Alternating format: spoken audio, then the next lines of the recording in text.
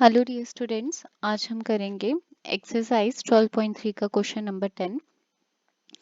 Question number 10 है the area of an equilateral triangle ABC is 17,320.5 centimeter square with each vertex से हुए ABC of the triangle as the centre. तो ये जो vertex है triangle के, ये क्या है? ये जो सर्कल्स हैं इनके साथ इसके क्या है? सेंटर है। A circle is drawn with radius equal to half the length of the side of the triangle। तो ये कह रहे हैं ये जो गिवन ट्रायंगल है, इसका गिवन ट्रायंगल क्या है? पहले ये देखो, ये है इक्विलेटरल ट्रायंगल। हर हर वर्ड पे फोकस करो। और ये जो गिवन ट्रायंगल है, इसके ये जो वर्टेक्स है ABC, इनको सेंटर मान के क्या किया गया है? सर्कल को ड्रॉ किया गया है। ठीक है। और वो जो सर्कल है उसका रेडियस कितना है? ये जो लाइन है आपकी इक्विलेटरल ट्रायंगल की, उसकी लेंथ का हाफ। ठीक है। फॉर एग्जांपल अगर ये 4 सेंटीमीटर है तो रेडियस ऑफ सर्कल कितना हो जाएगा? 2 सेंटीमीटर है। Find the area of the shaded region. ये शेडेड रीजन, पहले आप देखो ये शेडेड रीजन किसके बीच में है? ये लाई कर रहा है सिर्फ और सिर्फ इस ट्रायंगल के बीच में। अगर ये ट्रायंगल से ये वाला पोर्शन, ये वाला पोर्शन और ये वाला पोर्शन क्या हो जाए, आपका डिलीट हो जाए, तो आपके पास क्या बचेगा? सिर्फ और सिर्फ ये वाला पोर्शन बचेगा। ठीक है, शेडेड रीजन बचाएगा। सबसे पहले आप ये ऑब्जर्व करो कि शेडेड रीजन लाई कहाँ कर रहा है? कहाँ कर रहा है आपका? ये ट्रायंगल के बीच में लाई कर रहा है। और ये वाली जो शेप है, जो सेंटर से ये तो ये क्या बना आपका? ये सेक्टर्स है। तो अगर इन तीनों सेक्टर्स का एरिया माइनस करेंगे किससे? एरिया ऑफ इक्विलेटरल ट्रायंगल से, तो आपके पास एरिया ऑफ शेडेड रीजन आ जाएगा।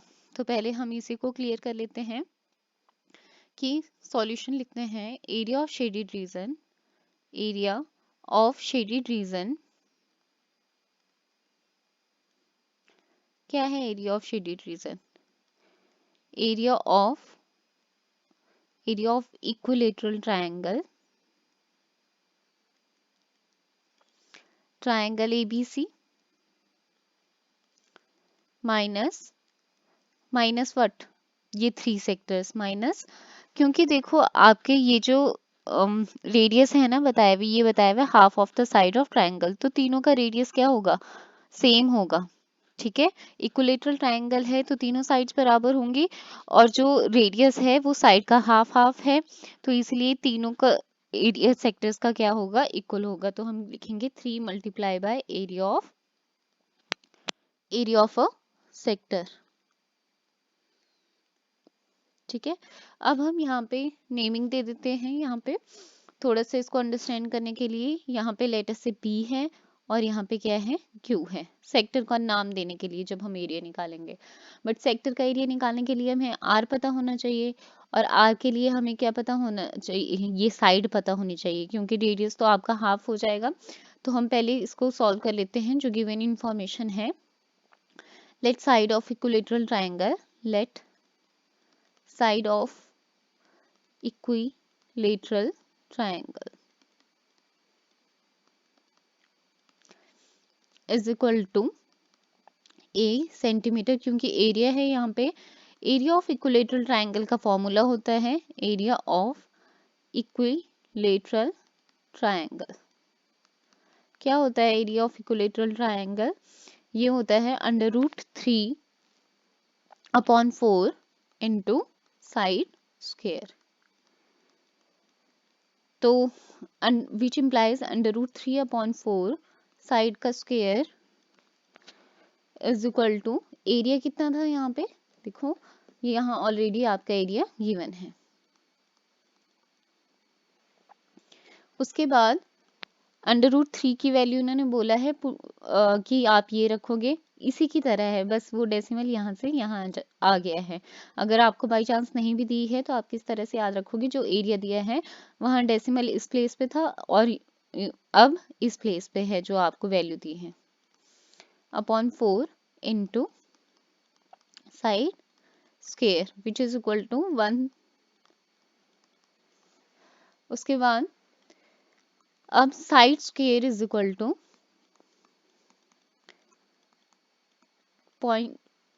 5 ये था डिवाइडेड बाय 1.7325 इंटू ये जो 4 अपॉन में था ये कहाँ चले गया आपका मल्टीप्लाई में चले गया। यहाँ पे डेसिमल है, ठीक है। अब डेसिमल ओपन कर दो आप लोग, तो यहाँ अपॉन 10 आ जाएगा और यहाँ पे 17320 अपॉन 1 कितने प्लेसेस हैं 5 1 2 3 4 5 इंटू 4 आपका न्यूमरेटर में था 1, इससे ये 0 कैंसिल हो गया, इससे ये सेम टर्म कैंसिल होगी, ये टर्म यहाँ शिफ्ट हो जाएगी 4 इंटू 1 0 0 0 दैट इज 10,000 साइड का स्क्वायर। इसका मेन काम ये है कि साइड निकालनी है, उसके लिए आपको एरिया ऑफ इक्विलेटरल ट्रायंगल पता होना चाहिए, दैट इज √3 अपॉन 4 साइड का स्क्वायर। अब साइड जब आप कैलकुलेट करोगे 40 में से 20 आ जाएगी बाहर, अंडर रूट है क्योंकि, मतलब ऐसे 2 इंटू 2 इंटू 100 इंटू 100, 2 इंटू 2 से क्या आ जाएगा 2 आ जाएगा, तो आपकी साइड क्या आ जाएगी 200 सेंटीमीटर, राइट। तो ये हो गया आपका। उसके बाद देखो एरिया तो साइड आ गई, therefore radius of circle capital R से डिनोट कर दो, तो वो क्या हो जाएगा half of the side. Half of the side कितना हो गया 100 सेंटीमीटर हो गया। अब देखो इक्विलेटरल ट्रायंगल थी आपकी, मेंशन किया है, तो इक्विलेटरल ट्रायंगल का हर एंगल कितना होता है 60 डिग्री होता है, तो सेक्टर एंगल कितना आ जाएगा, sector angle theta is equal to कितना आ जाएगा 60 degree. Therefore area of sector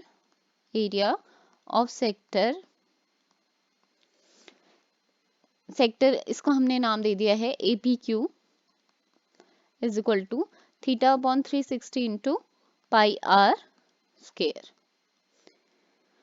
theta is 60 degree upon 360 into 3 point, आपको फिर से वही वैल्यू बोली है यूज करने को। अब आप 3.14 बोली है यूज करने को, आर कितना है 100 इंटू 100। जब वैल्यू बोली गई है ना कुछ यूज करने को, तो वो किसी स्पेसिफिक पर्पज से बोली गई है, तो ये कैंसिल हो गया, ये 6 आ गया यहाँ पे। उसके बाद 1/6 3.14 को आप क्या लिख सकते हो 314 अपॉन 100 इंटू 100 इंटू 100, तो ये 100 से 100 कैंसिल हो गया, राइट। ये सारा कैलकुलेट करके पहले आप ये भी कैलकुलेट कर सकते हो, ये आपका 2 1 सॉरी 2 1 2 2 5 और 2 7 तो ये आ जाएगा 15700 अपॉन 3 सेंटीमीटर स्क्वायर। इसको आप कैलकुलेट करोगे तो ये आ जाएगा 5233.33। कंप्लीट ये डिवाइड नहीं होगा, तो एरिया ऑफ 3 सेक्टर्स, अगर आपको यहाँ पे ये भी नहीं करना है ना डिवाइड, तो आप क्या निकालोगे एरिया ऑफ 3, मेंशन कर देना कि क्या थे इक्वल सेक्टर्स थे, 3 सेक्टर्स क्या होगा अपॉन 3 इंटू 3 थे ना, ये 1 का एरिया था, तो आप 3 का निकालोगे तो 3 के लिए 3 से मल्टीप्लाई कर दोगे, which turns out to be 15,700 centimeter square. Therefore required area कितना आ जाएगा, एरिया ऑफ, हमने स्टार्टिंग में भी लिखा था, area of triangle ABC minus area of 3 sectors. कितना आया था एरिया ऑफ ट्रायंगल आपका, गिवन था यहाँ पे 17,320.5 centimeter square minus 15,700 centimeter square होगा। यहाँ पे एरिया निकाल रहे हो आप, तो यहाँ पे क्या होगा स्क्वायर होगा, तो ये आ जाएगा आपका कैलकुलेट करके 1620.5 सेंटीमीटर स्क्वायर। तो ये था क्वेश्चन नंबर 10। तो मिलते हैं नेक्स्ट वीडियो में नेक्स्ट क्वेश्चन के साथ। Till then keep learning and keep practising.